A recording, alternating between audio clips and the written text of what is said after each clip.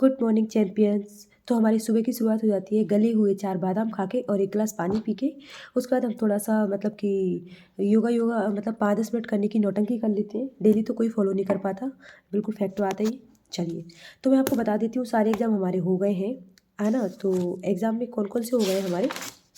RRB PO RRB PO हो गया है, आरआरबी क्लर्क हो गया है, आईबीपीएस पीओ हो गया है, आईबीपीएस क्लर्क हो गया है और हमारे पास अब जो बचे हैं एग्ज़ाम वो एसबीआई पीओ और एसबीआई क्लर्क बचे हुए हैं, ठीक है।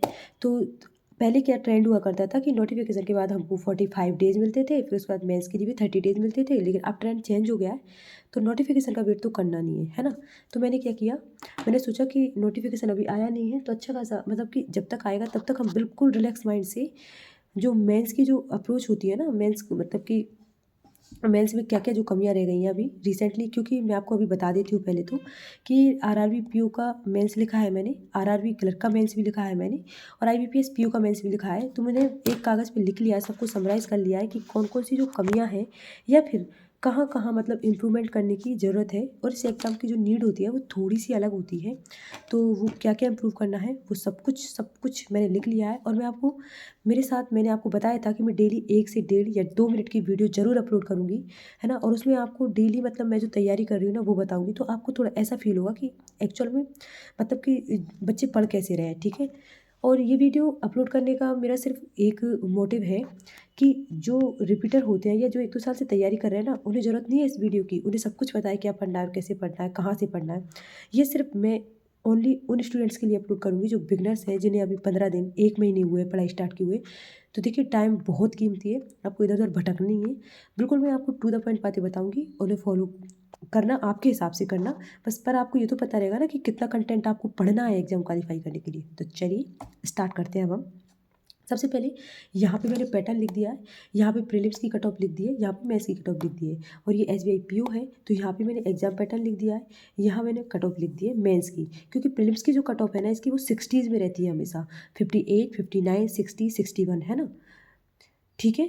और यहाँ पे जो सबसे बड़ा बेनिफिट जो होता है वो होता है नो सेक्शनल कट ऑफ। तो हमें जो लगता है ना कि सेक्शनल कट ऑफ रुक गई थी, तो मैं आपको बताती हूँ कि पिछले साल मेरी खुद की आईबीपीएस पीओ मेंस में जो मेरे मार्क्स बने थे ना, तो मतलब विदाउट डिस्क्रिप्टिव जो चेक नहीं हुआ था उसके अलावा मेरे 62 मार्क्स बन रहे थे, है ना? लेकिन मेरे जो इंग्लिश में ना 8 कट ऑफ गई थी और मेरे 7.50 मार्क्स आए थे पिछले साल, ठीक है? तो मतलब देखिए आप ओवरऑल जो मतलब बिना डिस्क्रिप्टिव के मेरे 62 मार्क्स आए थे, डिस्क्रिप्टिव चेक करने के बाद मेरे कट ऑफ से डायरेक्ट 10 नंबर ज़्यादा होते, बट क्या करें, इंग्लिश का मेरा सेक्शनल कट ऑफ नहीं निकला था। ये मैंने अपनी बात बता दी। ये कट ऑफ लिखी हुई है, ऊपर जो कट ऑफ लिखी हुई है वो जनरल की है, नीचे जो है ओबीसी कट ऑफ है, जनरल, ओबीसी, जनरल, ओबीसी। ये मेल्स की कट ऑफ है और एसबीआई की जो कट ऑफ है बिल्कुल अनप्रेडिक्टेबल रहती है, कभी 95 जाती है तो कभी 70 चली जाती है, तो इस पे तो बिल्कुल भी रिलाई नहीं करना है, हमेशा अपनी तैयारी को स्ट्रॉन्ग रखना है।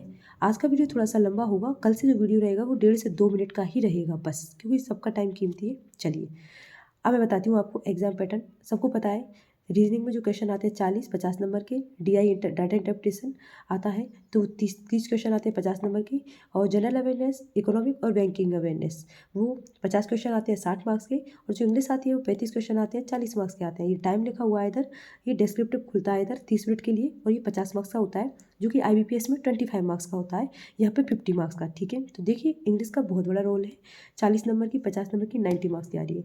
हम जनरल अवेयरनेस को भी इग्नोर नहीं कर सकते क्योंकि वो डायरेक्ट 60 मार्क्स की आ रही है, ठीक है। तो सारे सब्जेक्ट को हमें पैरेलल लेके चलना पड़ेगा। अब चलिए मैं आपको अब अगले पेज पर लेके चल रही हूँ और यहाँ से हमारी जर्नी शुरू होती है। और एक और इम्पोर्टेंट बात बता दूँ आपको कि ये डायरी में प्रॉपर एसवी प्योर कलर की जितनी भी मेरी जर्नी रहेगी ना आपके साथ उसको शेयर करने के लिए, बिल्कुल जेन्युइन शेयर करने के लिए लाई हूँ, जो मैं खुद लिखती हूँ, ठीक है। अब चलिए अब मैं आपको बताती हूँ इम्पोर्टेंट बात, ठीक है। ये मेरा 6 दिसंबर का शेड्यूल है, मतलब आज का ही शेड्यूल है। हो सकता है वीडियो आपको थोड़ा लेट मिला करे, पर आप जब डेली मुझसे कनेक्ट हो जाओगे तो आपको पता रहेगा कि किस फ्लो में तैयारी चल रही है।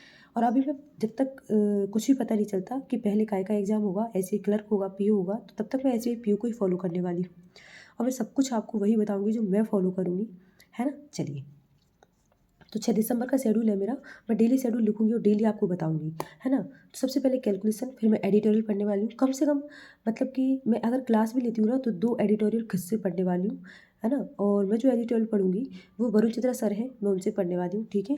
फिर एक SVPU प्री का मॉक लगाऊंगी, वो मैं आज टेक्स्ट बुक का लगाऊंगी, वो भी प्रीवियस ईयर का। और प्रीवियस ईयर में भी जो 1 नवंबर को फर्स्ट शिफ्ट में हुआ था, मैं उस मॉक को लगाऊंगी। रीजनिंग की, अब मेंस की अभी नोटिफिकेशन नहीं आया है, तो मैं थोड़ा मेंस की क्लासेस पर फोकस करूँगी। जैसे नोटिफिकेशन आ जाएगा मैं प्रैक्टिस पर फोकस करने लग जाऊँगी, है ना। कि कुछ कुछ बारीक कॉन्सेप्ट है जहाँ पे मैं अभी IBPS PO में अटकी थी, तो मुझे उन पर काम करना है ना। तो रीजनिंग में मैथ्स में YT में मैं क्लास लूँगी। आर्ट ऑफ रीजनिंग से पढ़ सकते हो आप, बेटन से पढ़ सकते हो, पुनित सर से पढ़ सकते हो, ठीक है। अभी तो मैं थोड़ा कन्फ्यूज हूँ, पर मैं कोई एक फैकल्टी सिलेक्ट करूँगी और उसे फॉलो करूँगी, ठीक है। क्वांट में मैथ्स के लिए मेरे पास पेड बैच है, और पेड बैच मेरे पास कौशिक मोहंती सर का है ना। मैं उन्हीं को फॉलो कर रही हूँ, रिग्रेसली फॉलो कर रही हूँ, बिल्कुल ब्लाइंडली 1 साल से। और देखिए मेरे तो सारे एग्जाम क्वालिफाई हुए हैं सर से पढ़ने के बाद, और मुझे क्वांट का देखने का मेरा नज़रिया भी बदल गया है। मुझे ऐसा लगता है कि क्वांट क्या है, मैजिक है एक तरह से। आपको उसकी जो लैंग्वेज है ना, उससे खेलना आना चाहिए, ठीक है। तो मैं क्वांट उनसे पढ़ती हूँ, मेरे पास उनका पेड बैच है। और सर ने क्लासेस स्टार्ट कर दी हैं SIPO और क्लर्क के लिए। तो सिंप्लीफिकेशन की क्लासेस करने वाली हूँ आज मैं, एक जो शायद सर ने 2.5 घंटे या 2 घंटे 40 मिनट की अपलोड की है ना। तो मैं सिंप्लीफिकेशन की आज क्लास करूँगी, फर्स्ट क्लास। उसके बाद इंग्लिश में भी मैथ्स के लिए मेरे पास पेड बैच है, वो भी वरुण चित्रा सर का है। उन्होंने भी मतलब कि क्लासेस स्टार्ट कर दिए, तो उनकी भी फर्स्ट क्लास करने वाली हूँ। उसके बाद जनरल मतलब अवेयरनेस और बैंकिंग अवेयरनेस, है ना। तो ये बिल्कुल जेन्युइन बात बताऊंगी मैं आपको, गौरव गर्ग सर से ही पढ़ रही हूँ मैं। और क्यूज के लिए मैं स्मार्ट कीड़ा को फॉलो कर रही हूँ। वीडियोज़ के लिए गौरव गर्ग सर, और क्यूज के लिए स्मार्ट कीड़ा। इसके बाद मैं तीसरा सोर्स फॉलो नहीं करूँगी, ये 2 ही सोर्स रहेंगे मेरे लास्ट तक, बिल्कुल लास्ट तक। चाहे मैं इनसे ही पढ़ूंगी, और बहुत डीप पढ़ने वाली हूँ, क्योंकि जो आजकल जो GK आने लग गई है वो बहुत ज़्यादा डीप आने लग गई है, ठीक है। मैं सर की वीडियोस देखूंगी, साथ के साथ उनका PDF पढ़ूंगी, और उसके बाद मैं उसी डे का क्विज जो है स्मार्ट क्लास से लगा लूँगी। बैंकिंग अवेयरनेस के लिए सर वीडियोस अपलोड करते हैं, मैं उन्हें देखूंगी, ठीक है। तो आज का मेरा जो टारगेट है वो 1 और 2 दिन की, मैं डेली 2 दिन की करंट अफेयर्स पढ़ूंगी, ठीक है। उसके बाद ये सब कुछ करने में मुझे पता है मेरा दिन निकल जाएगा, और 10 से 12 घंटे मेरे ऑलमोस्ट खत्म हो जाएंगे, और मैं इतना ही पढ़ पाऊंगी।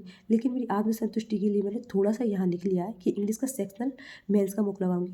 मुझे लगता नहीं मैं आज लगा पाऊंगी, बट फिर भी लिख लिया है। क्या वो कुछ लिख लेते हैं ना, तो दिमाग में टिक टिक रहती है कि हाँ यार डेली ये छूटे जा रहा है, तो चलो आज तो लगा ही लेते हैं, ठीक है। क्योंकि लिखने से हमारी आधी प्रॉब्लम, मतलब आधी क्या, 70 से 80% प्रॉब्लम जो है सॉल्व हो जाती है ना।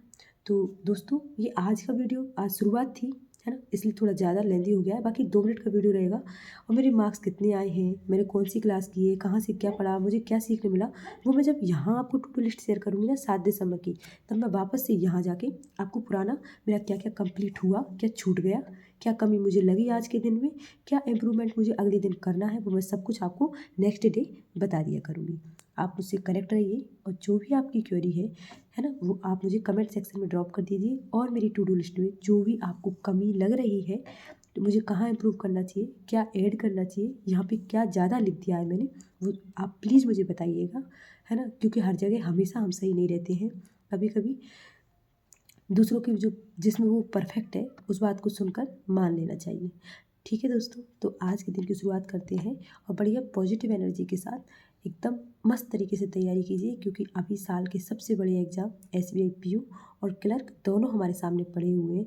किसी का साल के चारों एग्ज़ाम में अगर प्रीलिम्स भी क्वालिफाई नहीं हुआ है, RRB PO pre, clerk pre, IBPS PO pre, IBPS clerk pre, कोई दिक्कत नहीं है। क्योंकि ऐसे बच्चे भी होते हैं जो लास्ट का एग्ज़ाम क्वालिफाई कर ले जाते हैं, ठीक है। तो बिल्कुल पॉजिटिव थॉट्स के साथ, बहुत अच्छे से शांत मन से तैयारी, एकदम फ्रेश माइंड से स्टार्ट करनी है, ये सोचकर कि साल भर से कोई एग्ज़ाम हमने दिया ही नहीं, बस ये 2 ही एग्ज़ाम हमें साल भर में देने होते हैं, और इनके लिए ही हमें जी जान लगा देनी है, ठीक है। पीछे जो निकल गया उसे याद नहीं करना है, बिल्कुल भी नहीं सोचना है, बिल्कुल ब्लॉक कर दीजिए पीछे की चीज़ों को, और अब बिल्कुल पॉजिटिव एनर्जी के साथ आज के दिन से मेरे साथ जुड़ जाइए, ठीक है दोस्तों। Thank you.